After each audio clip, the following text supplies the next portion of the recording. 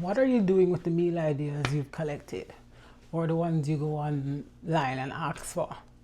Whether it's in a Facebook group or you ask it on threads, what are you doing with them? Are you collecting them, or are you making use of the meal ideas? And this, let me first start by saying, is not me knocking meal ideas.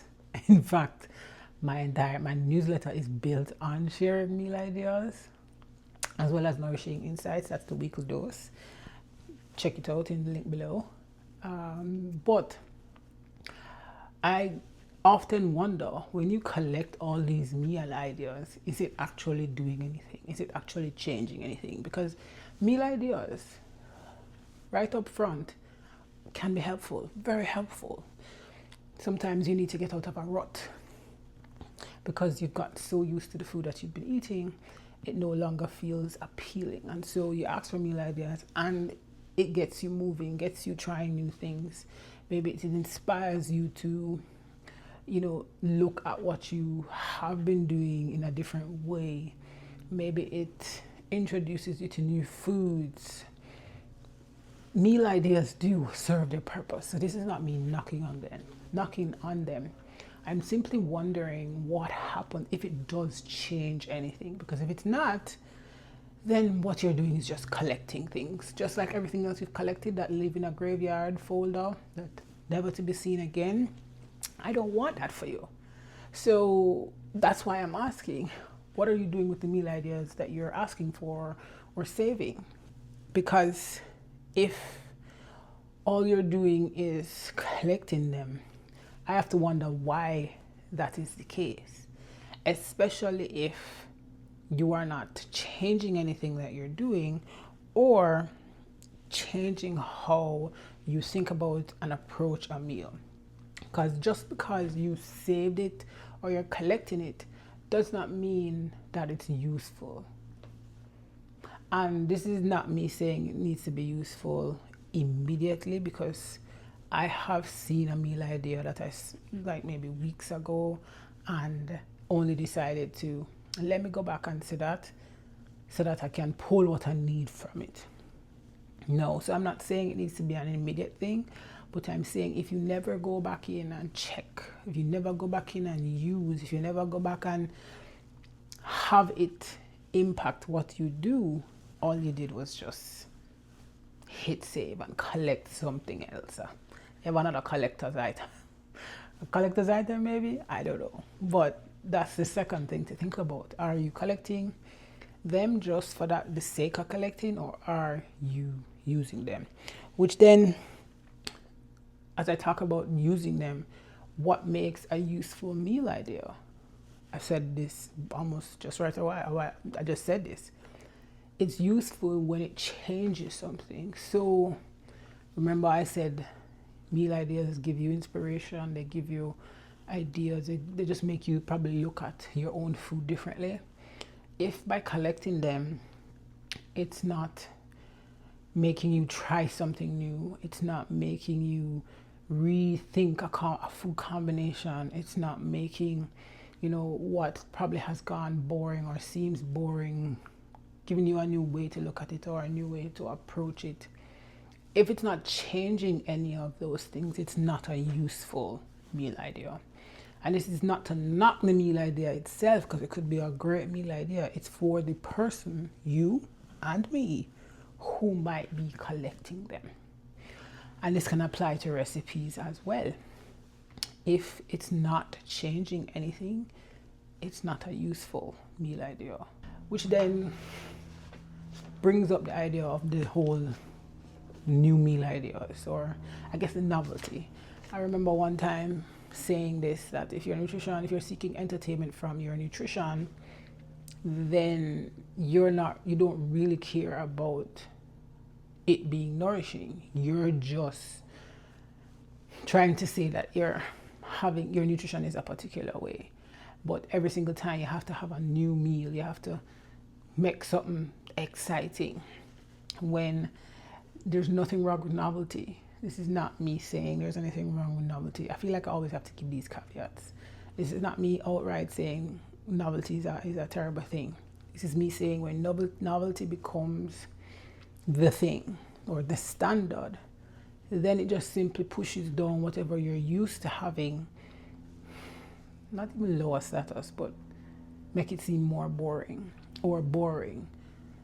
And so you're collecting all these meal ideas.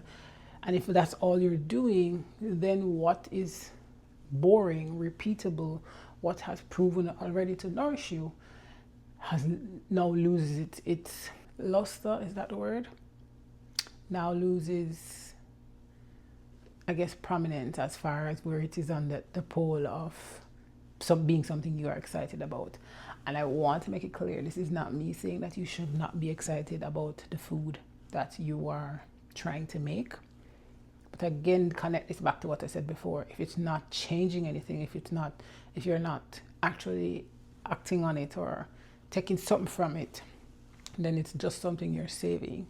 And so the novelty of doing that, when you make that the standard, you are simply making it everything, and therefore you're constantly chasing this high that collecting meal ideas might be giving. I don't know what that could possibly be. I mean, but who's to say it's not happening? And I see this, or the reason I even say that is because I will see people who talk about meal ideas or say, you know, what are some meal ideas? Or you have others who will put down a particular meal idea, especially when they're starting these food wars between one culture's food and another.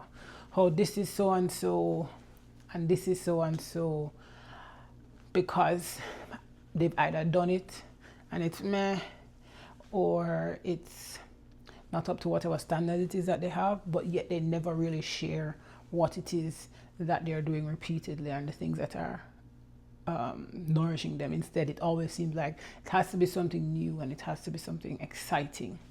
Food is joyful and can be joyful, but it's also tiring if all you're doing is looking for something new that speaks to something entirely different and probably has nothing to do with food.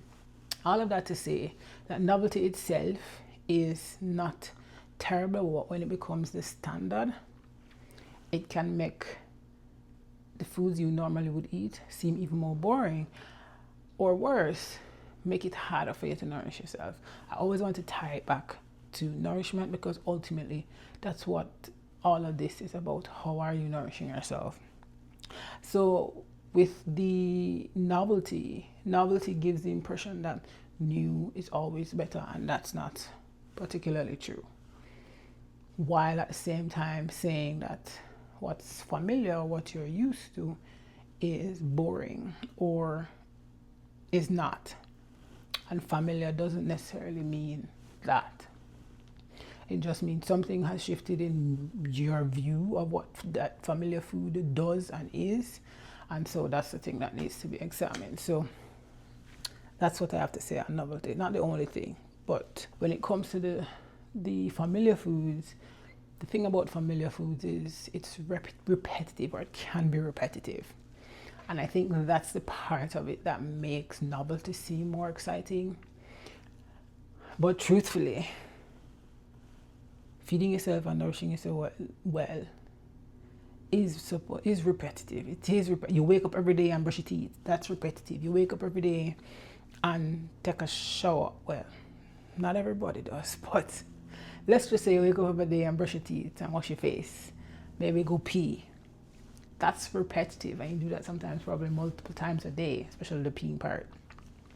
But repetition serves a purpose. Repetition is important. In fact, repetition tends to be building things, building something. And when it comes to the familiar meals that you have, repetition builds, I want to say, mastery, especially when you're in the kitchen.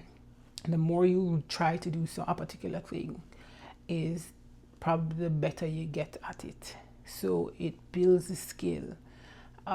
So it teaches you, it helps you improve a technique. It also has a tendency to make the decisions that you make less tiring, meaning there's less indecision when something is repetitive. So if you know you're always doing this particular thing, or if you know these are the meals you tend to have, or these are the proteins you tend to buy at the grocery store, and you know this is the kind of veggies that you tend to like, or this particular fruit you tend to like at this time of the year, and you're repeatedly buying it, it means that you have to think less about what it is that you're going to buy. If you tend to eat a particular breakfast or a particular thing at breakfast time, knowing that, like eggs, for example, I know for most mornings, eggs is a go-to. And so whatever I pair it with, that's the only thing, that's what changes. But eggs, and so two things, eggs and a protein smoothie. Protein smoothie, I know I'm gonna have after a workout, because that means I'm getting all the things that I need to get post-workout. Having that every single morning after I go to the gym, that's repetitive, but it means I don't have to make any decisions, because I know that's gonna happen, and therefore I'm gonna be fed, so I won't be hungry after the gym. I know eggs, I'm gonna have that for breakfast. Whatever I have it with might change, but knowing that I have the eggs, knowing that that's already taken care of, makes putting that meal together much easier for me. So repetition serves a purpose. It makes it easier for especially those of us who rely a lot on energy balance and management. Repetition means less wasting of that energy. So our energy reserve, our energy is well managed, so we're not spending time having to think about all the different ways that I can do something versus knowing exactly what it is that's going to happen. Repetition, it's predictable, and predictability is oftentimes helpful when it comes to building your meal. In fact, I think it's most helpful when it comes to building meals and nourishing yourself, because that repetition, there's a word I was going to use that just slipped me. Routine. That's the word I was looking for. That repetition builds routine. And for those of us who get distracted at the blink of an eye, routine is super helpful. It's also the thing that's going to make sure we get fed, because we know after this happens, this happens. After this happens, this happens. Keeps us focused on the next step, or knowing what the next step is means that we're better able to nourish ourselves. So if I know I have this after my workout, I know I'm one step closer to being far more nourished than if I don't and I have to sit down and figure it out, because what happens after that, decision fatigue, and I end up not eating for however many hours till my belly starts say you have not eaten, or I have a headache. I digress. Repetition builds a lot of things. It builds so many things, and is important, and therefore not a bad thing. So looking for meal ideas as a way of trying having something new all the time doesn't guarantee that you're going to nourish yourself or follow through on what it is. Repetition tends to. It also makes it just easier to feed yourself. Novelty, having to do something new all the time, doesn't guarantee that. And like I said, I was going to come back to novelty. Novelty still has a purpose. Don't get me wrong. New things can be very inspiring. Having a new meal idea means sparking something new for you to try. It probably even gets you excited about meals that you probably had before, or think about trying the meals that you had before, probably in a different way, maybe with something added or removed. So novelty has its place. It does a good job of filling in like blanks in certain instances. For example, when you honestly can't figure out what to eat, you have no food cooked, and somebody says, oh, let's try this new restaurant that we've always wanted to try. That's a perfect opportunity to do that. That's novelty, or that's a new thing. Same thing with the meal idea. If you know that you're going to have a salad, a particular salad, but for whatever reason, you are just not feeling that salad on that particular day, maybe you go to that meal ideas or recipes list that you have, look at all the salads that you have, and it either can spark excitement for what you already have, or give you something new to add to what you already have, or give you something new, entirely new to create. So novelty has its purpose. It's a tool that you want to use occasionally or use as often as needed, but I don't think it should be the standard when it comes to putting your meals together and trying to nourish yourself consistently. That's the word I'm after. The whole purpose of you even saving meal ideas, asking for meal ideas, or at least I think the purpose of asking for meal ideas is to change something.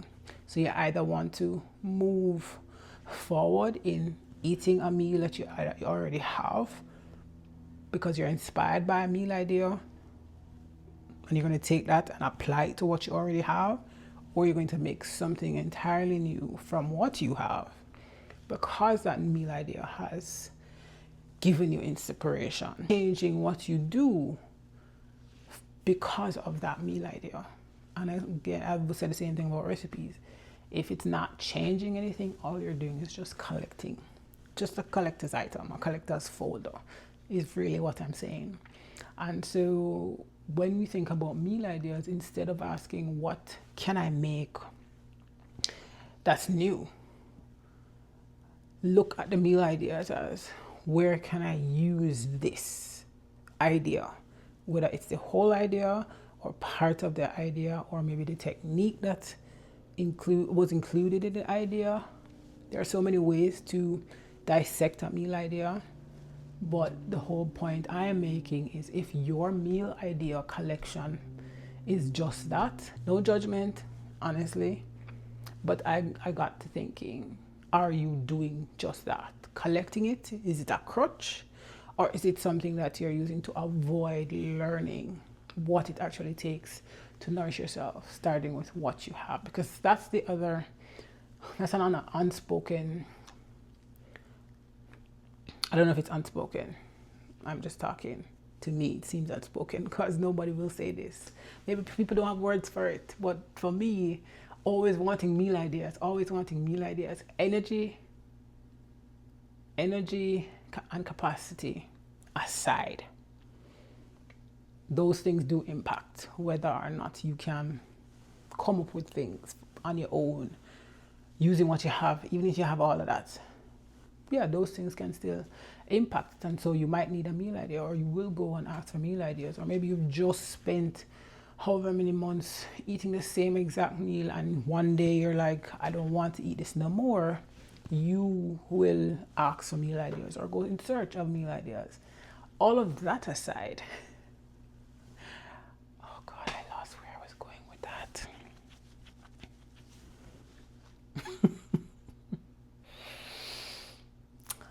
I lost where I was going with that. I think I was saying that if I'm not saying that meal ideas don't serve a purpose. Oh, yes, now I remember where I was going. Where I was going with that was, if collecting meal ideas can be a thing for inspiration, something that inspires you to do new things, to approach food that you already have differently or use it differently. But it can also be a crutch. It can also be an excuse or something that makes you avoid learning what it will take to nourish yourself a little better, because that is an uncomfortable process, or it can be an uncomfortable process, especially when you spend a lot of time doing it one way. For example, if you've decided that you're gonna try to eat a bit healthier, but you're not all the way there, you still want the foods that you want, you might start collecting meal ideas as a way of thinking, if I do that, then I will start making more meals at home, or maybe having more nutritious food at home. But you're still doing some of the old habits that you have, or the habits that you're trying to change. Those are still pretty prominent or heavy. so you've not been making the changes. At this point, you're just collecting meal ideas. That can be a crutch, because at which point are you going to start executing or changing what you're doing? That's where I was going with that point. Aside, energy management aside, where meal ideas do serve the purpose of inspiring. You get tired of the food after having the same foods for a couple of months, which is normal, by the way. That's a normal experience, human experience. So that's why I said I'm not knocking asking for meal ideas or changing up what you eat. However, if it's not you actually changing what you're doing, then it's just you collecting. That's essentially what I'm saying. So moving away from passively collecting meal ideas, and again, this applies to recipes as well, to applying it is where meal ideas become impactful. Where can I use this meal idea to make a change? Or where can I use this meal idea to elevate what I'm doing? Where can I use this meal idea to impact what I am doing? Because clearly I am after something when I collect meal ideas. That's ultimately what it is. So the next time if you're somebody who's been collecting meal ideas, again, this is not me shaming anybody for doing that. We all have to do what we have to do. And maybe it feels productive to collect meal ideas, but if you're not doing anything with them, this is me challenging you to start doing something with them. Either that or just remove them, because they're just taking up storage. Ask me how I know. So the next time you go to collect, just check yourself and ask, can I use this? Where can I use this meal idea? In fact, if you can't identify where you can use the meal idea, granted, it doesn't have to be immediately, but oftentimes you should be able to identify where you can use it, because maybe you don't use it today, maybe you use it next week, maybe you use it next month, maybe you use it at the next gathering that you have. Then yeah, maybe you do that, but oh, this is this is